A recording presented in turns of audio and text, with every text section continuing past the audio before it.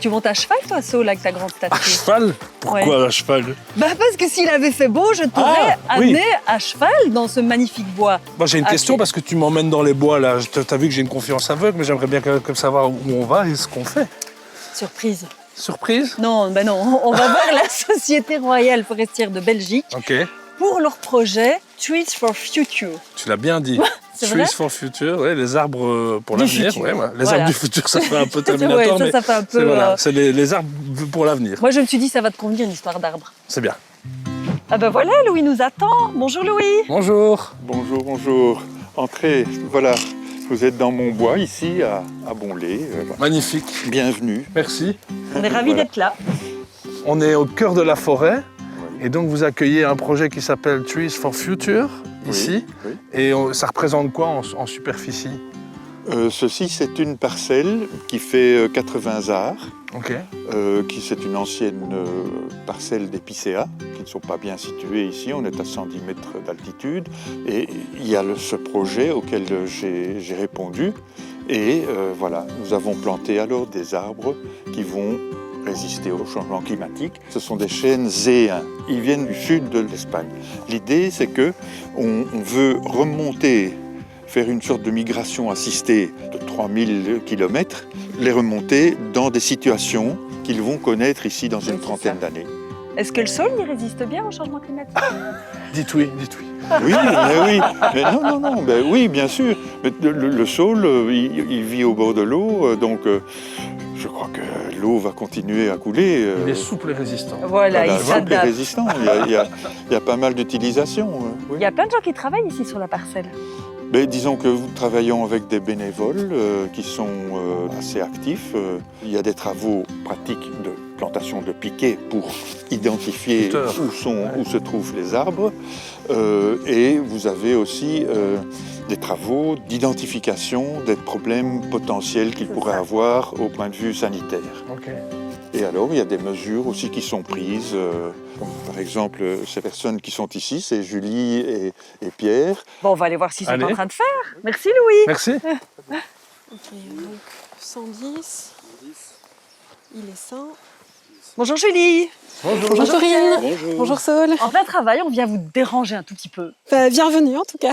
Donc vous faites partie de la SRFB, Oui, tout à fait. Société Royale Forestière de Belgique, c'est ça? C'est bien ça. Et votre projet, c'est Trees for Future. Est-ce que vous pouvez nous expliquer en deux mots ce que vous faites? Donc le projet Trees for Future en lui-même, c'est 30 espèces qu'on teste en Belgique, sur toute la Belgique, donc ça c'est important, pour voir comment ces espèces et ces nouvelles provenances se comportent sous nos latitudes. Donc Ok. on va tester des chênes indigènes qui poussent chez nous, mais on va prendre des provenances dans le sud de l'Europe.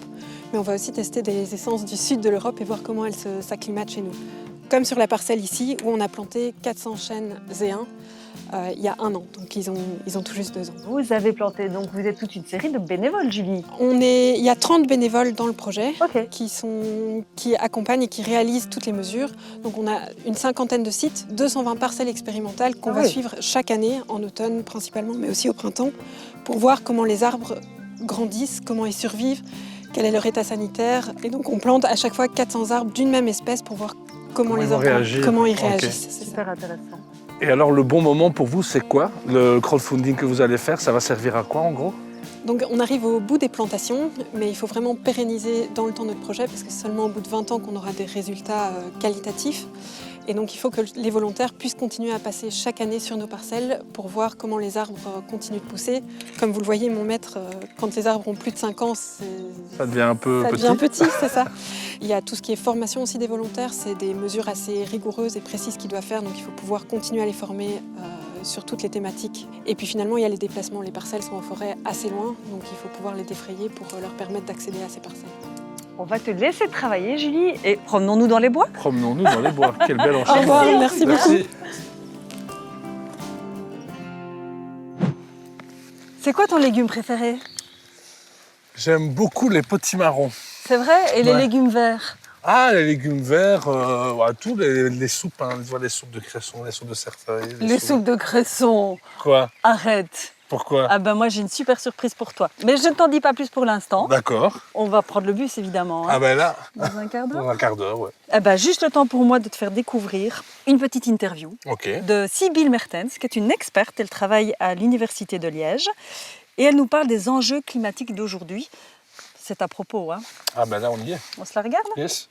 Mais on est aujourd'hui en 2026 et les chercheurs au niveau international nous alertent quand même sur le fait que nos manières de vivre aujourd'hui ne sont pas compatibles avec le respect de l'environnement. On dit qu'on a dépassé déjà 7 limites planétaires parmi les 9 qui sont identifiées par les chercheurs. Ça veut dire que nous sommes en train de perturber de manière significative en fait nos conditions d'habitabilité de la Terre. Et ça c'est quand même un vrai problème qui concerne les générations qui sont présentes aujourd'hui et qui concerne évidemment les générations à venir. Donc le message que la science envoie, c'est évident, il faut aujourd'hui se retrousser les manches et changer de cap. Et en fait, on pourrait très bien se dire probablement que c'est d'abord l'affaire de nos dirigeants. Mais vous savez, nos dirigeants, ils sont démocratiquement élus et ils vont faire ce que les citoyens leur demandent. Et au fond, rien n'est plus crédible qu'un citoyen qui décide de s'attaquer à ce qui constitue les défis de son époque, et pas tout seul, hein, probablement avec d'autres, mais là où il est, avec ce qui est à sa portée, ce qu'il peut faire.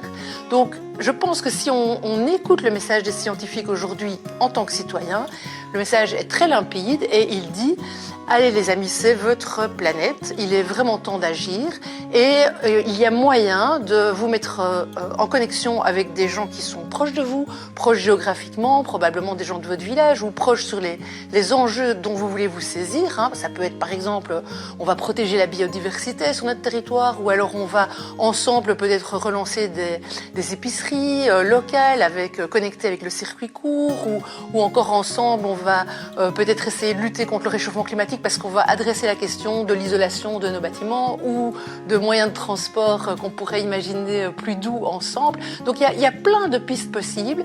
L'important c'est de ne pas rester seul, de le faire ensemble et d'essayer de se dire ça a du sens puisque les scientifiques nous disent c'est maintenant ou jamais. 7 limites quand même dépassées sur 9. Hein. C'est énorme. En même temps, ça veut dire qu'il y en a 2 qui ne le sont pas. Ouais. Ou plutôt, parce qu'on a été checké, il y en a une des 2 qui a été rétablie, on va dire. C'est la couche d'ozone. Tout à fait, parce qu'il y a eu énormément de sensibilisation, énormément d'efforts. Donc ça veut dire que tous ces projets du Bon Moment by Biplanet, ce sont des actions qui peuvent vraiment porter d'énormes fruits. Qui servent à quelque chose. Alors je parlais de fruits, Voyez. mais ici, ce ne sont pas des fruits. Mais par contre, tu m'as dit que tu aimais bien quoi? Le cresson, madame. Bah là, c'est du cresson à perte de vue. Bonjour Ferdinand. Bonjour. Bonjour. On disait que c'était incroyable d'avoir un endroit comme ça en plein cœur d'une ville, de Bruxelles en l'occurrence. Ouais, avec les voitures autour, c'est presque, on disait, un poumon. Voilà, c'est ça. C'est un site assez exceptionnel. On ne trouve pas ça ailleurs, en fait. Une cressonnière en milieu urbain, c'est extrêmement rare. Là, en fait, on est protégé par cette zone boisée. Et ici, on est donc dans une cressonnière avec 27 bassins en cascade. C'est une ancienne ligne ferroviaire ici, paraît, c'est ça? C'était un ancien projet de ligne ferroviaire. Il a fallu arrêter les travaux quand la zone est devenue inondable. Et donc c'est entre deux guerres qu'on a eu une famille qui a décidé d'en faire une cressonnière. C'est une vraie conservation de patrimoine en fait.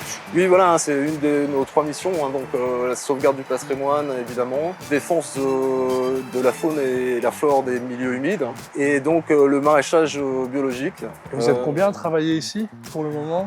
Oh, on est une dizaine, voilà. On n'est pas jamais assez nombreux. Alors justement, moi j'ai une question, c'est par rapport au Bon Moment. Le crowdfunding, vous, il vous servirait à quoi? On est sur notre 4e année ici, donc on est dans une phase où on essaie de consolider le projet pour qu'il puisse perdurer dans le temps. Donc l'idée, c'est vraiment de pouvoir engager aussi des personnes, rémunérer des bénévoles et aussi réaliser des aménagements qui sont nécessaires. On aménage des bacs potagers adossés ici au mur de soutien.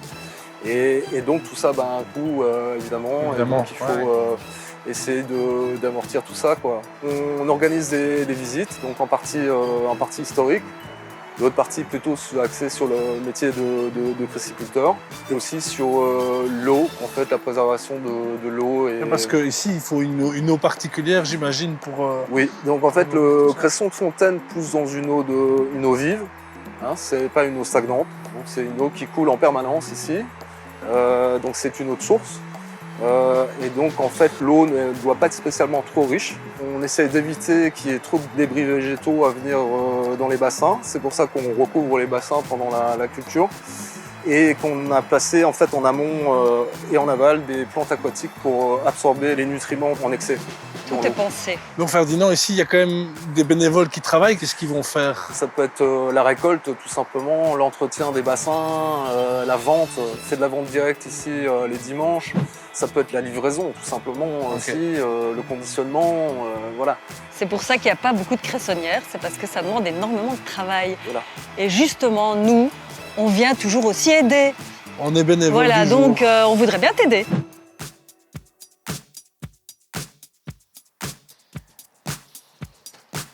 Ben, je pense que ça fait une ligne de fête, ça. Ben, je pense, ouais. Et on travaille bien, hein. Mais oui.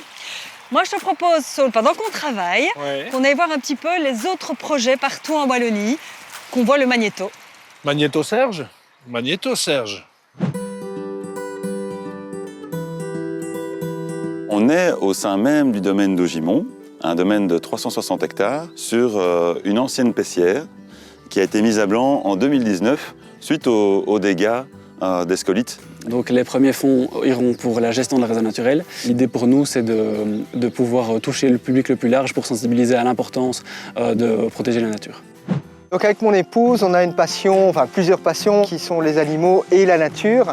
Et donc à un moment donné, on a voulu agir concrètement et c'est pour ça qu'on a commencé à créer un sanctuaire pour animaux de ferme.